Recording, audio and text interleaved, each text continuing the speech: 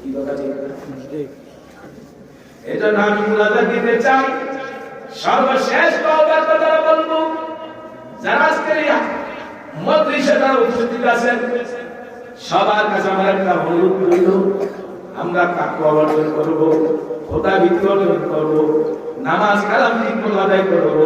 অনেকে সন্তানের হাফেজে কোরআন বানাইতে চায়, বাবা নিজে নামাজ পড়ে না, মায়ের নামাজ পড়ে না, চিন্তা করে আমার ছেলের হাফেজে কোরআন হোক, খুব আগ্রহ, কিন্তু বাজান সন্তান হাফেজ হইল আমলই হবে না, কেননা মা বাবার আমল না থাকার কারণে। কথাটা ঠিক কিনা?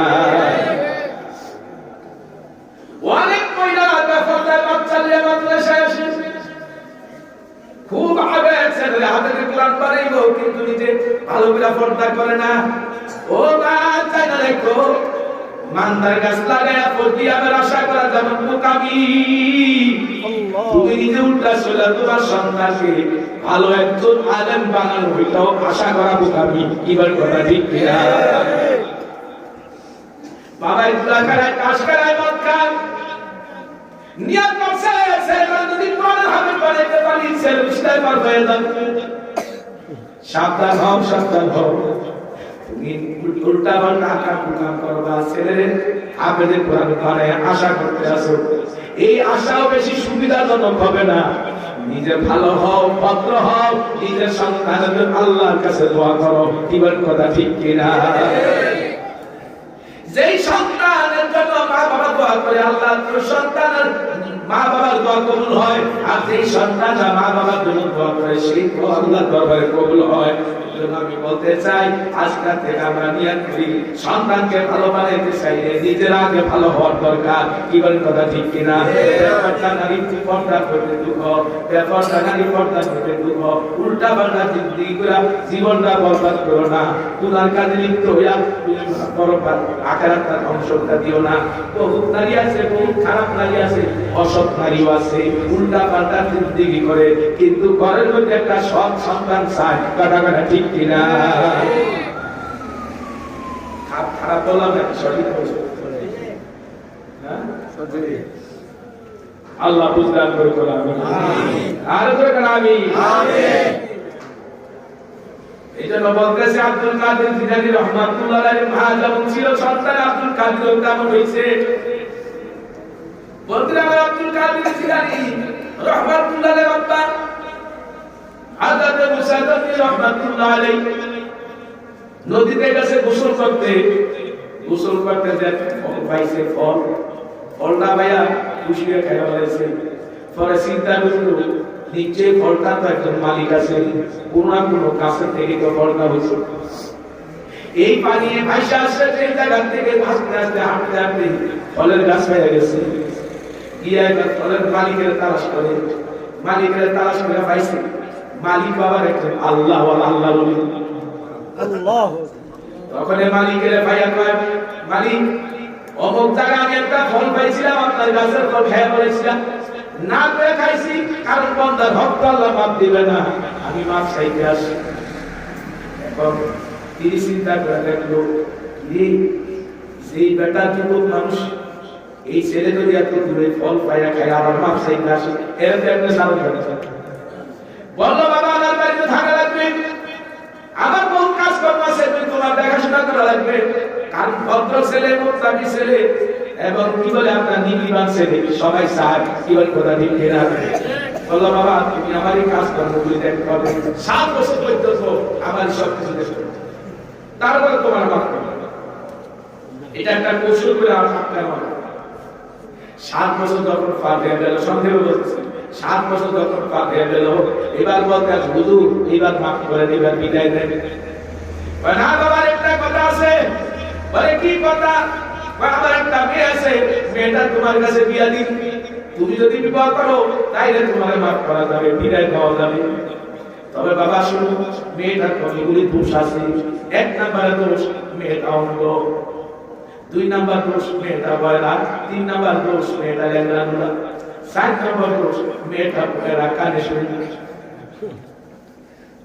এর চেয়ে বেশি দোষ দরকার আছে?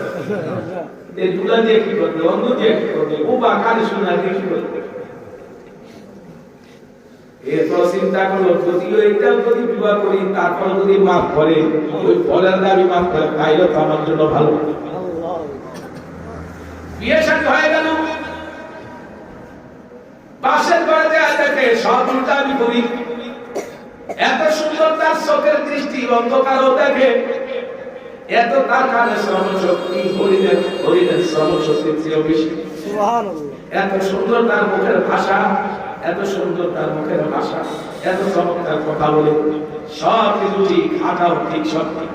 ফজর নামাজের পরে বাবা ও শ্বশুরা বাবার কি পরীক্ষা দিতে পারাইলেন, আমার কি পরীক্ষার মধ্যে কি পড়াইলেন, বললেন কি আর দিলেন কি?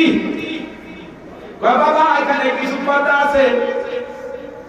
ও বাবা আমার মেয়েরা কত বলছি এই জন্য জীবন আমার প্রেমে সত্যিয়া পরপুর দেখে না, গান বাজনা নাচ গান দেখে না।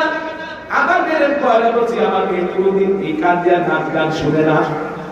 আমার মেয়ের বাবা বলছি এই জন্য আমার মেয়ে কোনদিন পর পুরুষের সাথে কথা বলে না। আমার মেয়ের জন্য আমি পয়লা করবো, আমার মেয়ের জন্য আমি রুলা বলছি, আমার মেয়ে এই পাও দিয়ে হাইটটা অন্যের বাড়ি কোনদিন যায় না। সেইবার আব্দুল কাদের জিলানী রহমাতুল্লাহ আলাইহি, আব্দুল কাদের জিলানী রহমাতুল্লাহ আলাইহি ছোট কাল থেকে আল্লাহর ওলি, ছোট কাল থেকে আল্লাহর ওলি। বাপের সাথে মসজিদে যাইতো, জুতা এলোমেলো করে বাড়াইতো, কারো জুতা সুন্দর করে ভাঁজায় রাখতো, আবার কারো জুতা গুলা পাল্টা করে বিভিন্ন জায়গায় বাড়াই মুসল্লিরা রাখবে দিত। ইমাম সাহেব আপনার ছেলেটা তো দুষ্ট কেন, জুতাগুলি এরকম তল করে ভাঙা, আবার কারো জুতা সুন্দর করে ভাঁজায় রাখে। বাবা একদিন জিজ্ঞাসা করে আব্দুল কাদের এটা কেন করো? আব্দুল কাদের কয় বাবা যাদের জুতা দিয়ে আমি সাজিয়ে রাখি তারা আল্লাহওয়ালা, যারা ভেজাইলা তাদের জুতা দিয়ে উল্টা পাল্টা করে ফেলায়। বাবা আর তোমাকে চিনতে দেওয়া যাবে না, কারণ সুবিধা তো ভাগ করি। আব্দুল কাদের জিলানী রাহমাতুল্লাহ আলাইহি আল্লাহর ওলি হয়েছিলেন। আল্লাহর অনেক কামালিয়াত আমরা বড় ফিল করি, এমনি হয় না। আব্দুল কাদের জিলানী রাহমাতুল্লাহ আলাইহি তখন পড়ার বয়স, কোরআন শরীফ শিক্ষা দেওয়ার জন্য একজন উস্তাদ রাখছেন।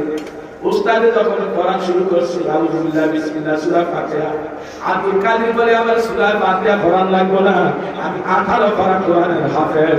আল্লাহু আকবার, 18 পারা কোরআনের হাফেজ।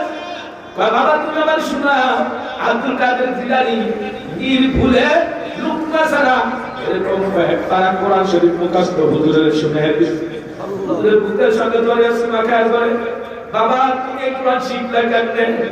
মার কাছে নিয়ে গেছি, আপনার ছেলে কোরআন শিখাবো কি? আপনার ছেলে তো কোরআন এত সহি কোরআন সিনার মধ্যে পাইয়া গেছে। কেমনে পাইলো? জানি না, তবে আমি আমার ছেলের কারো কাছে পড়াই না। তবে একটা জিনিস, আমার সন্তান যখন আমার পেটে ছিল তখন আমার সন্তানের পেটে নিয়ে আমি 18 পারা কোরআন শরীফ হেফজ করছিলাম, মুখস্থ করছিলাম, ওইটাই সন্তানের সিনার মধ্যে ঢুকিয়ে দিয়েছে। আর আজকালকার মা বোনেরা বাচ্চা পেটে গেলে নাচ গান দেখে, নাচ গুরুগিরি দেখে, অশ্লীলতা দেখে, এই বাচ্চা মার পেটে থেকে আইয়াই সুন্দর বাচ্চা নাচানাচি কুদাকুদি করে। কথা কথা ঠিক আছে? তুমি তোমার পেটে বাচ্চা আসলে তুমি যদি নিয়ত করতা, তুমি যদি আমল বেশি বাড়াইতা, তুমি যদি নামাজ কালাম বেশি করতা, জিকির আজকার বেশি করতা, কোরআন তেলাওয়াত বেশি করতা, তোমার সন্তানরা ভদ্র হইতো। এবারের কথা ঠিক কিনা? আল্লাহ প্রতিদান করুন। আর আসলে এখন